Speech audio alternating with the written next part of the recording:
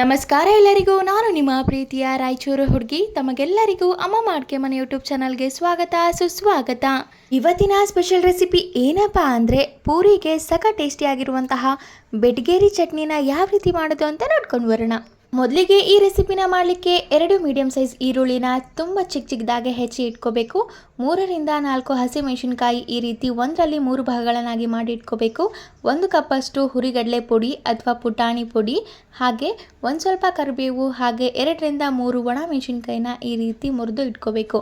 ಅದಾದಮೇಲೆ ನೋಡಿ ಮತ್ತೊಂದು ಕಡೆ ಒಂದು ಬಾಣಲಿ ಕೂಡ ಕಾಯಲಿಕ್ಕೆ ಇಟ್ಟಿದ್ದೆ. ಬಾಣಲಿ ಇನ್ನೇನೋ ಕಾದಾಗಿದೆ ಅಂದಮೇಲೆ 2 ರಿಂದ 3 ಟೇಬಲ್ ಸ್ಪೂನಷ್ಟು ಎಣ್ಣೆನ ಹಾಕೋಬೇಕು. ಎಣ್ಣೆ ಕಾದಾದಮೇಲೆ ಅರ್ಧ ಟೇಬಲ್ ಸ್ಪೂನ್ ಜೀರಿಗೆ, ಅರ್ಧ ಟೇಬಲ್ ಸ್ಪೂನ್ ಸಾಸಿವೆನ ಹಾಕೋಬೇಕು. ಜೀರಿಗೆ ಸಾಸಿವೆ ಚಟಪಟ ಅಂದಮೇಲೆ ಮುಂಚೆನೇ ತೊಗೊಂಡಿರುವಂತಹ ಕರಿಬೇವು ಸೊಪ್ಪನ್ನ ಹಾಕ್ಕೊಂಡು ತುಂಬ ಚೆನ್ನಾಗಿ ಫ್ರೈ ಮಾಡ್ಕೋಬೇಕು.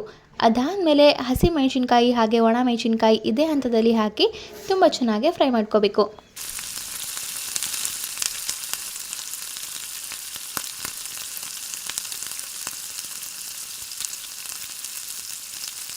ಹಾಕಿರೋ ಮೆಣಸಿನ್ಕಾಯಿ ಎಲ್ಲ ತುಂಬಾ ಚೆನ್ನಾಗಿ ಫ್ರೈ ಆದಮೇಲೆ ಮುಂಚೆನೇ ಹೆಚ್ಚಿ ಇಟ್ಕೊಂಡಿರುವಂತಹ ಈರುಳ್ಳಿನ ಇದೇ ಹಂತದಲ್ಲಿ ಹಾಕಿ ತುಂಬ ಚೆನ್ನಾಗಿ ಫ್ರೈ ಮಾಡ್ಕೋಬೇಕು.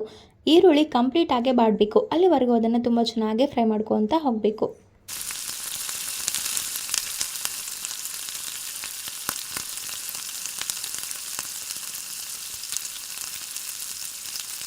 ಈರುಳ್ಳಿ ಏನೇನೋ ಫ್ರೈ ಆಗ್ತಿದೆ ಅನ್ನುವಾಗ ಇದೇ ಹಂತದಲ್ಲಿ 1 ಚಿಟಿಕೆಯಷ್ಟು ಅರಿಶಿನ ಪುಡಿನ ಹಾಕ್ಕೋಬೇಕು. ಹಾಗೆ ರುಚಿಗೆ ತಕ್ಕಷ್ಟು ಉಪ್ಪನ್ನು ಹಾಕಿ ತುಂಬ ಚೆನ್ನಾಗಿ ಕಲಿಸ್ಕೋಬೇಕು.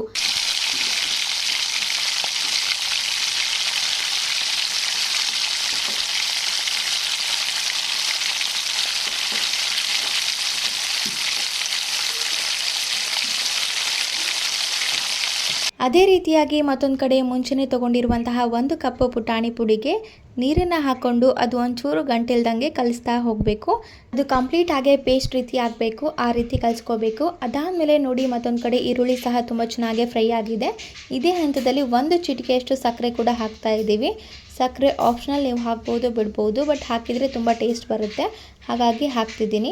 ಎಲ್ಲವನ್ನ ಹಾಕಿ ತುಂಬ ಚೆನ್ನಾಗಿ ಕಲಿಸ್ಕೊಂಡು ಆದಮೇಲೆ ನಾವು ಮುಂಚೆನೇ ಏನು ಕಲಸಿ ಇಟ್ಕೊಂಡಿರ್ತೀವಲ್ಲ ಹಿಟ್ಟು, ಆ ಹಿಟ್ಟನ್ನು ಫ್ಲೇಮ್ ಆಫ್ ಮಾಡಿ ಹಾಕ್ಕೋಬೇಕು.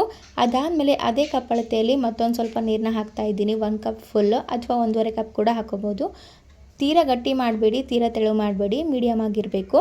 ಹಿಟ್ಟಿನ ಮಿಶ್ರಣ ಎಲ್ಲ ಹಾಕಿ ತುಂಬ ಚೆನ್ನಾಗಿ ಕಲಿಸ್ಕೊಂಡ್ರೆ ಸಖತ್ ಟೇಸ್ಟಿಯಾಗಿರುವಂತಹ ಬೆಡ್ಗೇರಿ ಚಟ್ನಿ ತಿನ್ನಲಿಕ್ಕೆ ರೆಡಿಯಾಗಿರುತ್ತೆ. ಇದನ್ನು ನೀವು ಪೂರಿ ಜೊತೆ ಆಗಿರ್ಬೋದು, ಚಪಾತಿ ಜೊತೆ ಆಗಿರ್ಬೋದು ಸರ್ವ್ ಮಾಡ್ಬೋದು. ತುಂಬ ಟೇಸ್ಟಿಯಾಗಿರುತ್ತೆ. ಸೊ ನೋಡಿದ್ರಲ್ಲ, ಇದಾಗಿದ್ದು ಇವತ್ತಿನ ಹೆಲ್ದಿ ಆ್ಯಂಡ್ ಟೇಸ್ಟಿ ಬೆಡ್ಗೇರಿ ಚಟ್ನಿ ರೆಸಿಪಿ. ಈ ರೆಸಿಪಿ ನಿಮಗೇನಾದರೂ ಇಷ್ಟ ಆಗಿದ್ದರೆ ಅಮ್ಮಮ್ಮ ಅಡುಗೆ ಮನೆ ಯೂಟ್ಯೂಬ್ ಚಾನಲ್ಗೆ ಲೈಕ್ ಮಾಡಿ, ಶೇರ್ ಮಾಡಿ, ಕಮೆಂಟ್ ಮಾಡಿ ಹಾಗೂ ಸಬ್ಸ್ಕ್ರೈಬ್ ಮಾಡಿ. ಧನ್ಯವಾದಗಳು.